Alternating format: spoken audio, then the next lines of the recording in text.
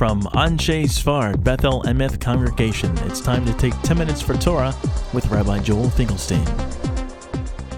Welcome to our discussion of the book of Ruth, living on through others. It's interesting, in the book of Ruth we have the story of the death of Machlon and Kilion. And with Machlon's death, the wife, Ruth, is able to bring back the souls, so to speak, through remarriage to Boaz. And with that, when they have their son, Oved, that is as if a son is born to Naomi, to Machlon, to Elimelech, and a lineage is continued through others. This notion of Yibum is found in Parshat Ki Tetzei at the end of Devarim, is the notion that somehow one person can live for someone else. I'd like to understand, what is that about? What does that mean? How can you live for someone else? And what does it mean when the brother doesn't want to take the wife, then she takes off the shoe of the brother and she spits before him? How does that help the soul? What happens then? So we look in the writings of Rabbi Avraham Savang. The Tzror Hamor also has a commentary on Megillat Ruth, known as the Eshkol HaKofer.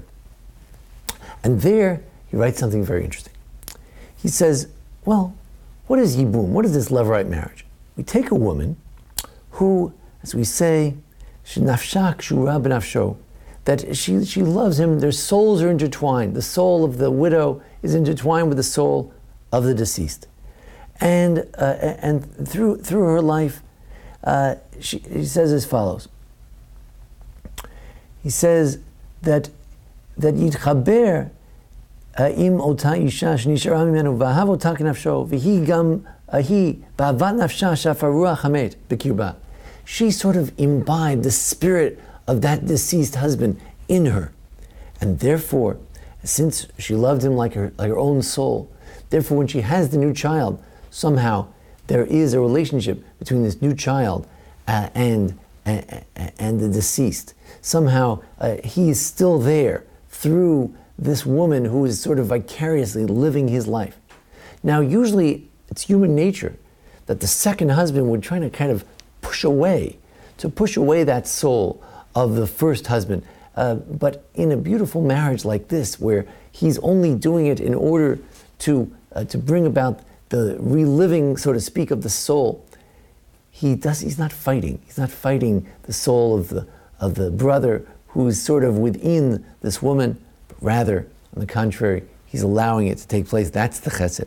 Now, Er and Onan, those who refuse to do this type of Levirate marriage, in the story in Parshat Vayeshev in Genesis, there he says, he knew that lo yehazara, he understood that this child would not be his, and he refused to consummate this marriage.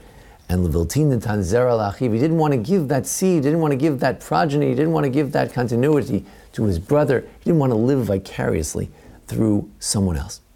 And what about the spitting ceremony? What about the chalitza? What about you take off the shoe? What is that all about? How does that help the soul? So here the Tzror Hamor and the Eshkol HaKofer say there's another theory, and that is that unless this person was a person of Torah, then the lack of children and combined with the lack of Torah will lead to the fact that the soul is wandering. This person's soul is just wandering around from place to place, represented by the shoe.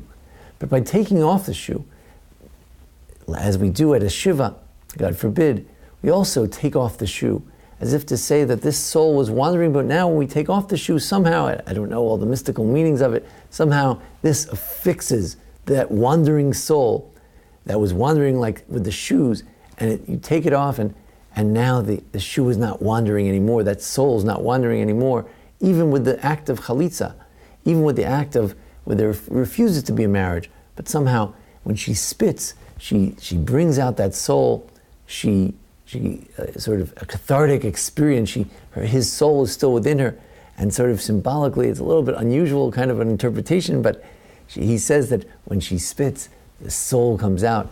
It's as if they somehow give new life to that soul. She's still living his life.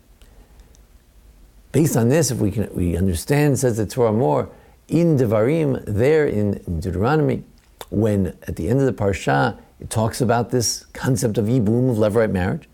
And then it continues and it says, Ki natzu nashim yachdav. If there were two people fighting, and v'karva ishda achad latzil et isha miyad makeu, and then one of the wives comes to save her husband. Why are we talking about this? And then something ensued, and she embarrassed someone, and she has to pay for the embarrassment. But the point is that the juxtaposition is clear. In the case of Yibum, she saves her husband, latzil et isha miyad makeu. She saves her husband from wandering aimlessly in the world to come. That's what this is all about. Now, if we know that we read the book of Ruth, not just because there's conversion, like at Mount Sinai, the Jews converted to Judaism, not just because it's the time of the birth and death of David, and David comes from Ruth, and not just because there's the idea of the oral Torah, and that the Torah itself says you shouldn't marry a Moabite, but this book comes to show that you could marry a Moabite woman. It's an oral Torah. It reflects the love the Jewish people have, not only for the written Torah, the Ten Commandments, but also for the oral Torah as well. So many different reasons why we read the book of Ruth.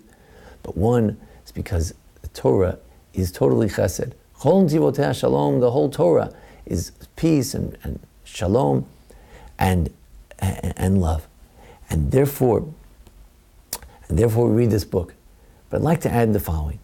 The kindness we speak of on Shavuos is not just the kindness of doing an act of kindness, right? So what's it to me? I give $1.50, $50 to a charity, to a poor person. What is it to me?